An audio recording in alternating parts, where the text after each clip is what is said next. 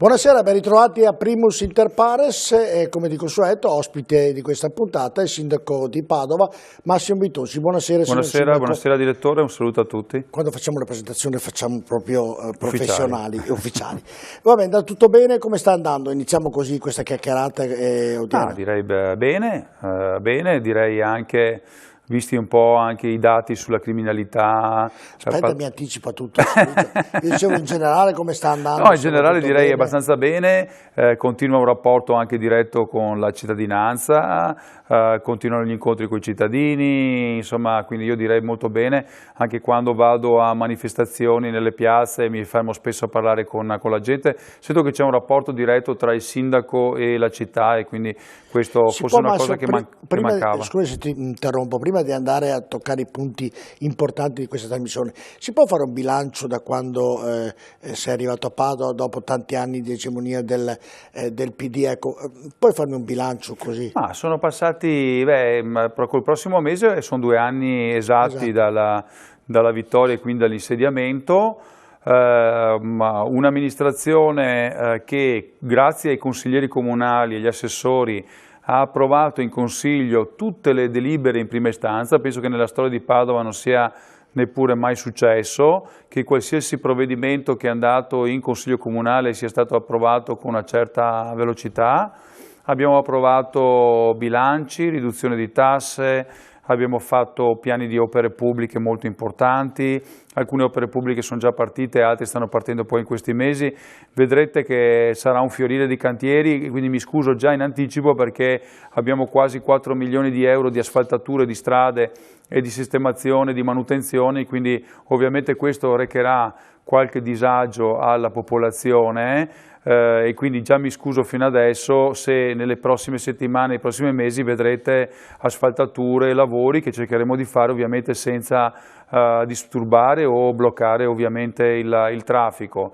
Il settore dello sport, direi anche questo è un settore dove abbiamo puntato moltissimo, anche qui ci sono opere pubbliche infrastrutturali importantissime. La settimana scorsa i pompieri, i vigili del fuoco, i pompieri ancora, hanno detto che il plebiscito non può essere agibile. Ecco, chiariamo, questo è un parere di 4 mesi fa, è il parere richiesto sul progetto. Il parere prevede delle prescrizioni e quindi è un parere favorevole, al contrario di quello che hanno scritto alcuni quotidiani, è un parere favorevole con delle prescrizioni, peraltro prescrizioni a cui si sta già ottemperando, quindi insomma quello è già superato perché è di 4 mesi fa. Purtroppo non godiamo di una facile stampa qua a Padova. Quindi si tende sempre a mettere in rilievo le cose negative. Se guardate settimana scorsa per esempio c'è un articoletto sulla stanga, sul famoso fagiolo, in realtà sono 2 rotatorie, ecco, che è un'opera mi pare abbastanza simbolo di come le cose si possono fare e non lasciarle là per 30 anni.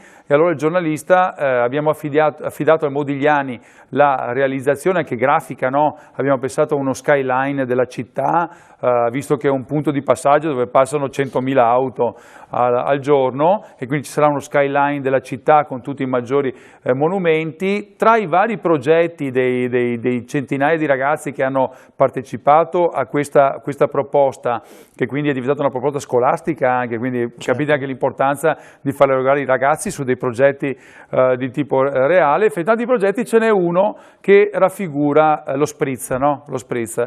Ovviamente il titolo del giornale è stato "La rotatoria il fagiolo di Bitonci rappresenterà lo spritz". Cioè, io penso che quando si fanno queste cose si squalifica quello che è poi il giornalismo e l'informazione che deve essere data, perché se fra 100 progetti di ragazzi qualche ragazzo ha avuto un'idea anche spiritosa, no? Di dire facciamo la rappresentazione della città dello spritz, è logico che l'amministrazione non sceglierà quel progetto, il progetto è quello dello skyline della città, però è sempre voler rappresentare. Dove nasce questa, dal tuo punto di vista, uso una parola forte, cattiveria della stampa nei confronti dell'amministrazione, di questa amministrazione? C'è sempre la volontà di mettere in evidenza, intanto c'è un problema che copre un po' tutti i giornali, è che l'informazione si è spostata sulla televisione. quindi i giornali vengono sempre meno acquistati, la gente ovviamente usa altri sistemi di informazione che sono innanzitutto la TV e quindi i telegiornali e le trasmissioni come queste sono ci sono statistiche che dicono l'80% delle persone guardano trasmissioni e i TG locali, neanche quelli nazionali, quelli locali. E poi sono entrati altri sistemi di comunicazione come Facebook, Twitter, Internet, si è spostata e questo è stato un calo importante ovviamente delle vendite che mettono in forse la sopravvivenza di molti giornali e quindi i titoli devono essere sparati, quindi non essere più un'informazione equilibrata in cui io ti dico le cose come stanno sentendo una parte all'altra e quindi il titolo e le prime parti hanno un taglio molto forte, molto cruento e anche da un fatto che magari può essere facilmente interpretato in un certo modo si dà l'impatto pesante, però questo tipo di stampa non paga secondo me, perché in città chi fa questa politica dei titoloni, dello sparare addosso molte volte al sindaco così, poi nel sentore collettivo della gente questa cosa non si ritrova. Perché? Perché la gente poi guarda l'informazione, la televisione in cui c'è l'intervista del sindaco e quindi sentono anche la versione della controparte, quindi non è un'informazione filtrata, no? Certo. Filtrata e quindi ideologica, politicizzata verso una parte. È come una trasmissione, certo, il giornalista mi fa una domanda che può essere una domanda pepata, certo, cioè anche... Come giusto sia. Però dall'altra parte c'è il sindaco che risponde, dopo c'è la replica che... Mi viene da dire, allora in precedenza stiamo ancora parlando di questo bilancio di 2 anni, nel ragionamento che stai facendo, il rapporto ovviamente con l'opposizione, che ovviamente non è lo stesso tuo perché è giusto sia così, però non è nemmeno idilliaco, ci sono sempre degli screzi uno con l'altro, cioè la domanda... Ma diciamo che secondo me loro sbagliano completamente il taglio del modo di fare opposizione. Io ho avuto la fortuna in 22 anni di non fare mai l'opposizione dal punto di vista amministrativo, perché io sono sempre stato uomo di governo, ho sempre fatto, quindi a me piace stare dalla parte dove si fanno le opere pubbliche, dove non si contestano o le azioni di amministrazione, ma comunque se fossi all'opposizione, cosa che non è, farei un'opposizione costruttiva, dicendo ci sono delle cose da realizzare, magari verifichiamo insieme quali sono le cose più importanti per la città, do anch'io il mio contributo, magari sulle cose che so, e invece è un'opposizione molto distruttiva, cosa che non porta bene, perché la gente guarda sempre le cose positive. Quando si fa una campagna elettorale, quando si fa amministrazione, la gente ha bisogno di vedere che le cose vengano realizzate, che il sindaco e l'amministrazione gli fa vedere che sta seguendo i problemi della gente, non che critica in maniera così molto ideologica l'operato, in maniera anche incredibile certe volte su certe cose. Cioè alcune opere, alcune realizzazioni non possono essere criticate, possono essere criticate alcune scelte magari, però quando tu fai un'opera pubblica come la rotatoria che dicevamo prima della Stanga, quando rifai i tetti della fiera, quando finalmente rimetti in piedi Piazza Rabin, quando stai lavorando per sistemare la questione dell'ex macello, quando stai asfaltando le strade, quando stai mettendo a posto i marciapiedi, quando fai gli impianti pubblici, vabbè, uno potrà dire io che i 3 milioni che vengono investiti nel plebiscito avrei preferito fossero investiti nell'Euganeo. Certo. Questa è una critica in cui io ho risposto lecita, cioè nel senso no. Il problema è una critica senza poi una controproposta che è solamente strumentale e solamente a senso unico. Bene, allora cominciamo, abbiamo fatto un cappello di questa trasmissione. Cominciamo, la settimana scorsa c'è stata la festa della polizia, la polizia ha dato i dati delle varie criminalità e il Padova sta sicuramente migliorando, tranne dai dati dagli abusi sessuali. Allora andiamo a vedere il servizio, poi commenteremo e ne parleremo in studio. Vediamo. Un bilancio più che positivo, quello che riguarda la sicurezza nella città di Padova nell'anno appena trascorso. Il 2015 ha visto un decremento di quasi tutte le tipologie di reato, meno 13% nel comune di Padova e meno 11% nella provincia, diminuiti i furti del 17% a Padova e del 14% in provincia, diminuite le rapine dell'8% sia a Padova che in provincia, diminuito lo spaccio di sostanza stupefacente del 3% a Padova e del 4% in provincia, con contestuale incremento della droga sequestrata. Anche i delitti informatici, che sono stati in progressiva crescita negli anni precedenti, nel 2015 hanno registrato un meno 40% a Padova e un meno 28% in provincia. In crescita invece le violenze sessuali, più 11% a Padova e più 2% in provincia. Abbiamo registrato un lieve incremento delle violenze sessuali, ma probabilmente la maggior parte di queste si sono purtroppo verificate in ambito domestico. È comunque un dato sul quale operiamo con grande impegno, perché abbiamo un nucleo di agenti prevalentemente di sesso femminile che operano in maniera molto capace in questo settore molto delicato. Impennata poi fino al 104% dei controlli su strada, con 405 persone arrestate e 2.287 denunciate a piede libero.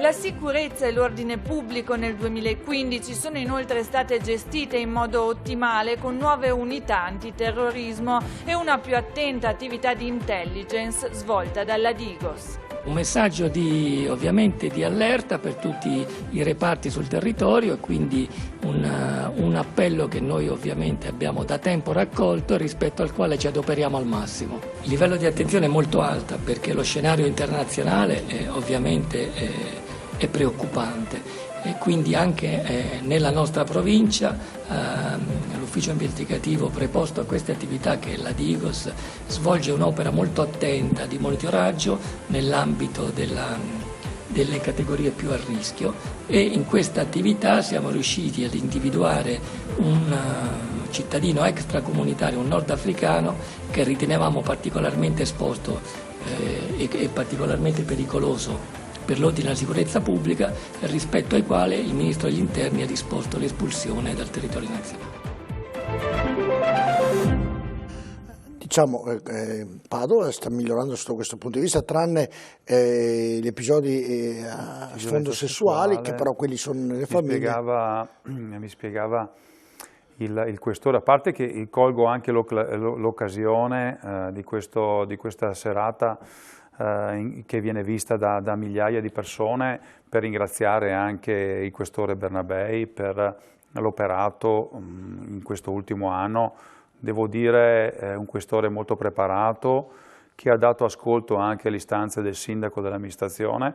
Se pensiamo solo che i cittadini vedono la Celere in giro per la città, cosa che prima non c'era, e questo è stato un ok dato dalla prefettura e dalla questura, quindi abbiamo anche della polizia che notoriamente non fa di solito servizi di questo tipo, perché ovviamente fanno servizi di ordine pubblico, e non servizi di controllo del territorio, che invece stanno nei quartieri, nelle zone, con i loro equipaggiati con armamento pesante, con le loro camionette, e questo è un deterrente fortissimo. Insieme anche, ho ringraziato anche ovviamente il comando maggiore dell'esercito, che abbiamo avuto per i festeggiamenti sempre settimana scorsa qui si è arrabbiato a Padova. con il ministro Finotti proprio la settimana scorsa. Cioè, noi, e dopo ritorniamo sui dati della sicurezza con questa parentesi, cioè, in realtà era dato per certo ormai da parecchi giorni che il ministro Finotti come punto doveva inaugurare in Prato della Valle, insieme c'è lo Stato Maggiore dell'Esercito, insieme al sindaco, insieme al presidente della provincia, con tutte le autorità. È andata a Gorizia ma poi ha avuto una spiegazione. Assolutamente, io penso che questo è stato uno sgarbo istituzionale nei confronti dello Stato Maggiore dell'Esercito, perché i padovani hanno visto in Prato della Valle che cosa è stato organizzato grazie anche al contributo dell'amministrazione comunale. Cioè, c'erano carri armati, lanciamissili, c'erano il Mangusta, gli elicotteri d'assalto, c'erano tutti i reparti speciali dell'esercito, i lagunari, gli alpini. Io dico, insomma, è stata una manifestazione bellissima per la città. Io sono stato là 2 ore, oltre insomma, agli interventi, lo Stato Maggiore, ho fatto tutto quanto il giro, c'è la gente che mi fermava, bellissima manifestazione, complimenti, cioè anche nei confronti del nostro esercito, di questi ragazzi, come ho detto nel mio discorso, che nell'anniversario dell'inizio della Prima Guerra Mondiale ci sono giovani che hanno perso la vita, ma ci sono giovani ancora adesso che vanno nella... Massimo, andando nel pettegolezzo, definiamolo così, lei, il ministro non viene e doveva venire perché aveva l'appuntamento per venire a Padova. La domanda, perché l'amministrazione di Padova non ha mandato una lettera e richiede il motivo per cui non è passato? Io ho fatto una richiesta e ho fatto un comunicato ufficiale, adesso vedremo la risposta che verrà. Non penso che arriverà la risposta perché penso che questo della Pinotti sia stata una scelta politica, ha preferito andare a Gorizia dalla Serracchiani, sua compagna di partito certo, del PD, piuttosto che venire a Padova, dove insomma era stata organizzata veramente una manifestazione molto importante, poteva almeno avvisare. Ritorniamo sui dati della sicurezza, che secondo me sono quelli più importanti, al di là di tutto. I dati sulla violenza sessuale ovviamente è l'unico dato che c'è stato un piccolo incremento, però come diceva anche il Questore bisogna guardarlo in termini assoluti. Qua parliamo di qualche decina, cioè non di centinaia e centinaia di reati. Il dato assoluto importante, direi, che è quello che c'è stato un meno 13% in un anno di calo complessivo di tutti i reati. Guardate che a livello nazionale non esiste un dato del genere. Se guardiamo il dato nei due anni, quelli che corrispondono esattamente con il mandato della nostra amministrazione, il dato è una diminuzione di 1/3, perché c'era stata anche l'anno scorso una diminuzione molto importante, quindi la diminuzione di 1/3 dei reati complessiva. Io penso che sia un dato veramente eccezionale. Da deterrente che vi dà una mano anche l'esercito, secondo te? Come ha detto bene il Questore, la sicurezza si fa in maniera integrata. E ringrazio il Questore delle parole. Io è la prima volta in 20 anni che sento che il Questore ringrazia il sindaco e l'amministrazione per la lotta contro il degrado al fianco delle forze dell'ordine, perché questo è quello che stiamo facendo. Noi abbiamo investito tantissimo di risorse economiche e anche di mezzi e anche di idee nella lotta al degrado della città, ma i risultati direi che sono molto positivi, quindi quelli che ci ascoltano, io capisco che si cerca sempre di guardare un po' solo attorno al proprio ambiente, però rendetevi conto che la statistica, poi quella che dobbiamo guardare, è la diminuzione negli ultimi 2 anni è un taglio di 1/3 dei reati complessivi. Le spaccate, ne parlavamo anche in altre interviste che abbiamo fatto assieme, le spaccate nei negozi o certi tipi di reati sono praticamente scomparsi. È anche migliorata, mi dicevano, visto che siamo andati a intervistare le persone, anche vicino alla stazione, la zona che era una zona molto pericolosa. Cioè il controllo continuo, il deterrente che viene fatto, il fatto che l'amministrazione ha messo al primo posto la sicurezza della città, fa capire insomma che il lavoro sta dando dei risultati ottimali e devo dire, ripeto, che c'è un coordinamento importantissimo, fondamentale, forse per la prima volta dopo tanti anni, tra le forze dell'ordine con la regia ovviamente della questura e della prefettura, a cui fa parte integrante anche il comando della Polizia Urbana di Padova. Ecco, inerente proprio al comando dei vigili urbani, ci giungono ovviamente lettere e dicono che finalmente si vedono molti vigili, mentre una volta dicevano, uso questo termine, c'erano vigili imboscati, oggi ce ne sono parecchi per la città. Del comandante si lamentano Paolocci, però per essere obiettivi della sera del centro di Padova, dove ci sono dei parcheggi davvero selvaggi e ipotesi, ci sono i vigili la domenica che vanno a dare la multa al Duomo dove c'è la messa e alla sera dove c'è davvero un parcheggio selvaggio magari non ci sono. Si può migliorare questa situazione? Avverto chi ci ascolta che è in fase di predisposizione un provvedimento direi molto rigido per quanto riguarda il parcheggio selvaggio alla sera nelle piazze, quindi ci sarà una interclusione della possibilità di accedere alle piazze. Veramente non voglio più vedere SUV dei ragazzotti sui marciapiedi a Padova.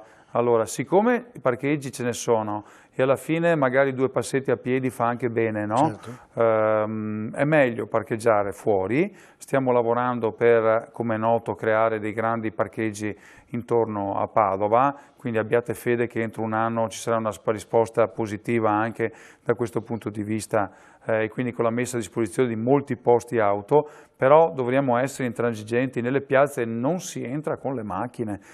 E quindi vedrete che, e questo è, lo dico prima in modo che dopo non ci sia chi si lamenta ma non lo sapevamo, stiamo prendendo dei provvedimenti molto duri nei confronti di chi parcheggia nelle piazze e nelle vie del centro, altro che come vorrebbe qualcuno aprire e lasciare circolare le macchine, sarà esattamente il contrario. Bene, questo adesso per riassumere, dunque diciamo che Padova inizia a essere una città tranquilla, Massimo Bitoncio, non tranquilla perché bisogna sempre stare con gli occhi ben aperti, però diciamo che ci sono dei miglioramenti per quanto riguarda ci sono dei miglioramenti sensibili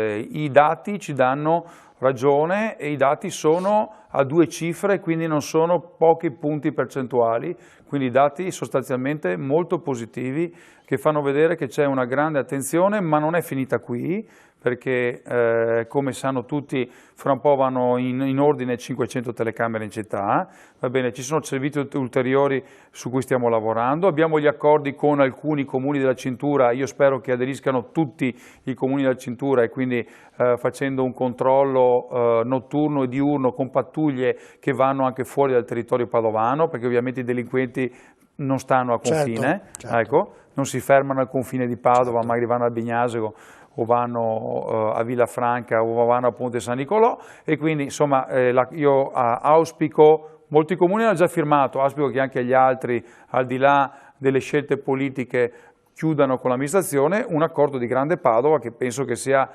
opportuno e molto positivo per tutto il territorio padovano.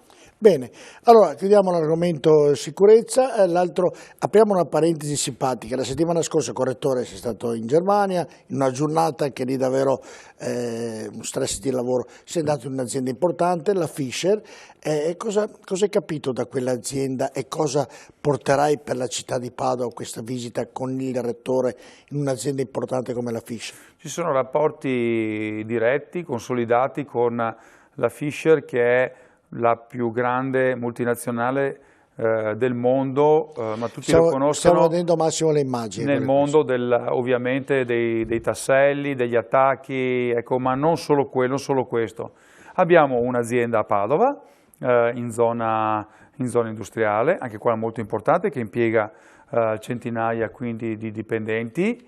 Ho conosciuto il professor Fischer quando è venuto qui a Padova, ci siamo intrattenuti quasi un'ora, io e lui, quando è venuto a Padova, parlando di economia, perché a me piace anche molto parlare di economia anche internazionale, anche di economia, anche di questioni europee e di carattere industriale e così. Abbiamo avuto una discussione, e così ho saputo che è anche stato molto contento di parlare. Di solito si parla con i politici solo di temi magari un po', certe volte anche un po' banali, no? Invece abbiamo parlato di temi importanti anche per la città e anche a livello nazionale e internazionale. E quindi dopo lui ha invitato me, il rettore, direttamente a visitare lo stabilimento, quindi siamo stati su una giornata intera con il rettore, abbiamo visto gli stabilimenti, abbiamo visto quello che viene fatto anche per il sociale.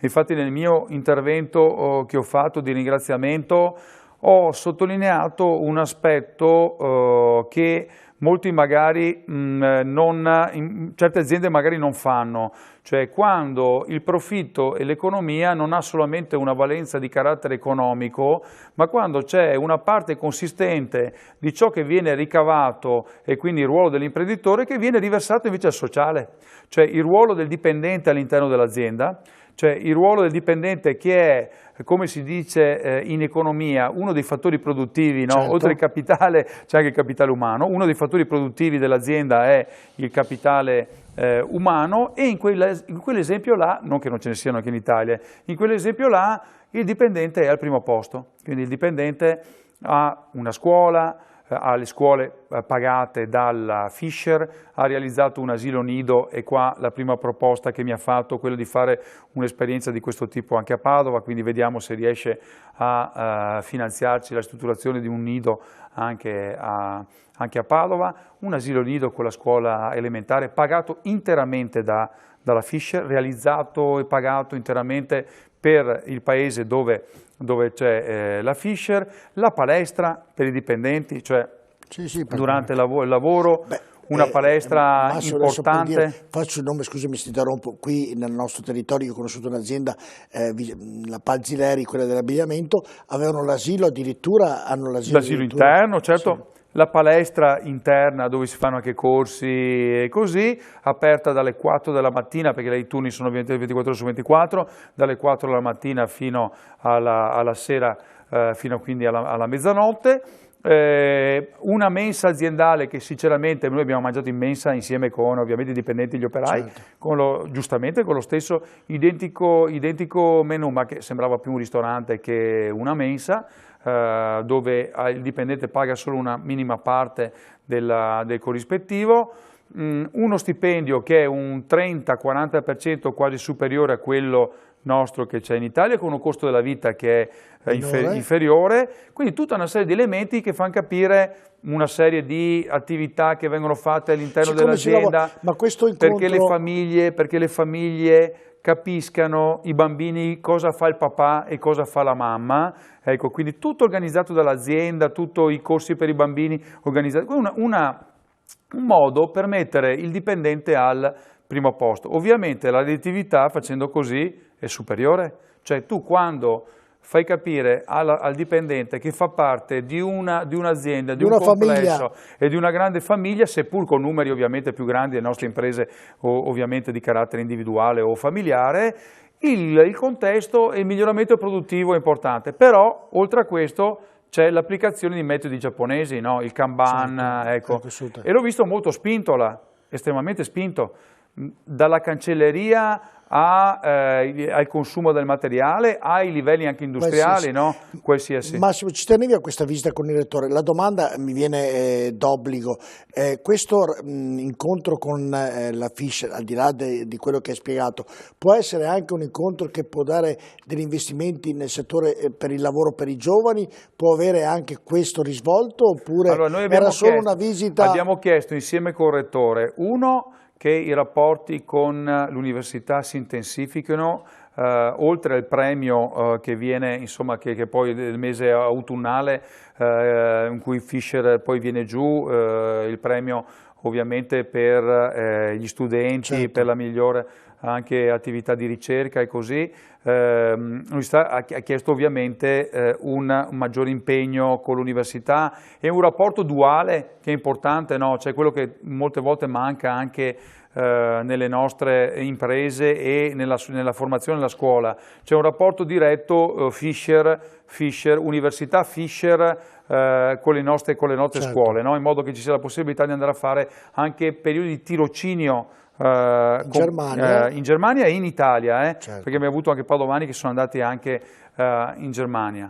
E quindi la ricerca, io ho chiesto a Fisher, visto che hanno delle attività anche di consulenza e di ricerca, di implementare l'attività sulla zona industriale di Padova, quindi se c'è attività di ricerca e attività innovativa, loro lavorano adesso molto nel green, nella new economy, in settori che sono molto anche avanzati, e lui ha detto penseremo di fare qualcosa anche a Padova, anche in giro per il mondo, quindi per noi è importante, vuol dire maggior padovani che possono trovare posto di lavoro, e poi c'è tutto il sociale e le cose che possono essere fatte per Padova. Hanno già contribuito economicamente per il rugby, quindi sia per il premio Bottacin di rugby, quindi per i giovani, sia per l'Under 20, 6 nazioni che hanno insomma contribuito. Ci sono cose di carattere anche ovviamente sociale e monumentale, su cui Fischer darà delle contribuzioni. Mi viene la battuta, pensavo che richiedessi a Fischer, senti, vieni a fare il presidente del Padova la porti in Champions, pensavo questo, era una battuta. Mi pare che gli piace lo sport, gli piace molto lo sport, però visto che hanno una grande attenzione, il professor Fischer, al mondo del sociale, tanto che penso che faremo qualcosa per le scuole e per i bambini e per le scuole. Questa è una bella cosa. Vicino proprio a questo ragionamento, in Italia ci sono 7 milioni di poveri, questi sono gli ultimi dati che abbiamo avuto. A Padova com'è questa situazione? Ci sono dei cittadini padovani che vengono in comune e ti dicono signor Sindaco, non ho i soldi per mangiare oggi, vi può dare una mano? E se sì, in che percentuali sugli abitanti della città? C'è una tensione crescente ovviamente ai servizi sociali che nel comune di Padova vengono gestiti direttamente dal comune. Qua inserisco un ragionamento che è quello che si sta ragionando anche con gli altri comuni della nostra unità salariale locale, di fare una cosa che in altre realtà è già stata fatta, cioè la delega dei servizi sociali, perché ovviamente i comuni possono sempre assumere sempre meno personale, quindi c'è un tema di blocco anche del turnover, si cerca di ottemperare mediante magari assunzioni a tempo determinato o con anche partita IVA, però siamo arrivati veramente al lumicino della possibilità di assumere, quindi stiamo ragionando con gli altri sindaci di trovare una soluzione per cui, come succede nell'Alta Padovana, tutti i servizi sociali sono delegati all'US, si paga un tot abitante e devo dire sinceramente che nel confronto in alcune realtà le cose vanno meglio, io lo dico senza nascondermi dietro un dito, perché quando poi si mette il sanitario insieme al sociale la cosa è migliore di tenerle staccate, no? Poi perché magari i nostri assistenti non è che svolgono un'attività di per sé vicina a quella sanitaria che deve essere effettuata anche da un assistente Ma i numeri sociale. Massimo stanno aumentando di poveri a Padova? Allora, abbiamo una grande richiesta per quanto riguarda l'emergenza abitativa, che è legata ovviamente al tema degli sfratti, al tema della mancanza di lavoro, al tema dell'impossibilità di trovare un posto di lavoro. Quindi io ho dato il via libera proprio nei scorsi giorni al Sodero di chiudere tutta una serie di situazioni di emergenza abitativa di madri vedove o madri rimaste senza il compagno che non paga gli alimenti con bambini a carico. Quindi sistemeremo tutte queste situazioni dove ci sono dei minori e sono delle situazioni delicatissime e che sono una ventina, quindi parecchie direi solo nelle ultime. Ecco. Abbiamo richieste di posti di lavoro quotidiane. Abbiamo fatto settimana scorsa una delibera molto importante dove ci sono nuove assunzioni per il fondo lavoro, altre 11 assunzioni, diciamo che fino adesso ne abbiamo fatte 300, che è un numero importante per un comune, sono assunzioni ovviamente a tempo determinato, durano 6 mesi, sono servizi di carattere comunale. Però danno un po' di respiro. Però danno un po' di respiro, io penso che sia più opportuno dare un lavoro di 6 mesi, purtroppo che magari 1.000 euro del contributo a pioggia o i 500 euro del contributo a pioggia dove la persona rimane a casa. Ecco. Se si può lavorare è meglio fare un lavoretto per il comune e avere magari un corrispettivo, è una cosa che anche nobilita di più la persona e la deprime di meno perché la fa uscire di casa. C'è un'esigenza crescente sommata al fatto che i nuovi cittadini comunitari e extracomunitari prima erano impiegati per una percentuale importante, adesso cominciano ad avere problemi di lavoro anche questi, quindi molti ce ne troviamo che molti vengono anche loro a chiedere la possibilità di lavorare, prima trovavano impiego magari in lavori anche diciamo un po' più, chiamiamoli un po' umili. Ma c'è sempre quello che si catena al comune. Quello è un caso incredibile, abbiamo tentato, guardi, l'anno scorso abbiamo trovato un posto dove andare a dormire, l'abbiamo trovato assieme al comando di polizia municipale, l'abbiamo trasferito, questo è scappato dal convitto e si è rimesso un'altra volta. Sta bene lì. È un caso, gli abbiamo trovato un'occupazione, gli abbiamo trovato un posto dove dormire, ha rifiutato tutto e comincia questa sua... È diventato quasi un caso, per me è difficile sinceramente continuare a vedere una situazione quando tu gli dai una mano, perché non c'è nessuno da noi che rimane per strada.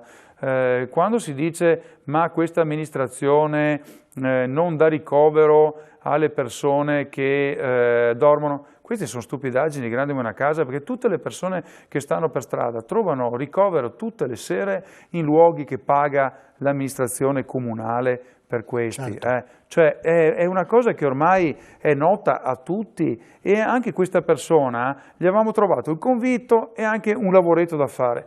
Non c'è stato, ci sono delle persone che purtroppo sono talmente borderline, di fare, e qua bisognerà decidere prima o dopo di dirgli: caro ragazzo, o ti metti in riga o non è che puoi stare là con queste catene di plastica a fare ogni giorno la cosa, e magari, come si sa, fa anche la questua in mezzo alle persone. Dovremmo decidere di dirgli: però questo torna, cioè. Perché poi la gente magari che non sa fa come immagine far brutta vedere l'amministrazione. Sì, pensa che sia una cosa che l'amministrazione non gli dà una mano. Esatto. Ma guardate che il caso questo è clamoroso, perché l'abbiamo accompagnato noi ad un convitto che pagava l'amministrazione comunale con un posto anche per fare un lavoretto così. Questo è scappato la sera stessa. Portate l'altra quanta la cosa. Sta bene lì, sta bene sotto il portico vicino al comune di Padova. Vabbè, e speriamo ovviamente che cambi idea, visto che l'amministrazione si era impegnata. Sono un po' quelle macchiette che abbiamo in città, però che male non fanno, diciamo la verità, sono quelle cose che male non fanno. Non sono neanche i barboni, insomma, che dormono le panchine, sono quelle macchiette che sono nelle città e fanno questo tipo di vita per scelta. È tutto giusto, non fanno danni, non fa male a nessuno. Non fa male a nessuno, però se viene uno straniero... Sembra quasi che l'amministrazione non voglia aiutarlo, esatto. Ciò che è assolutamente falso. L'impressione è che un turista che viene a Padova o uno straniero che viene a Padova vede questo... Ma lui lo fa per questo, lo fa cercando di dire che con questi cartelloni, queste cose scritte... È vero, ma non sai che l'amministrazione si è prodigata per dargli una mano? Sempre, perché anche, non solo noi, ma anche le amministrazioni passate, devo dire, hanno cercato di trovargli posti di lavoro, non c'è stato, adesso questo non vuoi sapere. Questo vuole proprio rimanere. Vabbè, andiamo in pubblicità, Massimo Bitonci, poi rientro, parliamo di argomenti molto importanti per quanto riguarda la città di Padova. Voi rimanete con noi, a tra poco.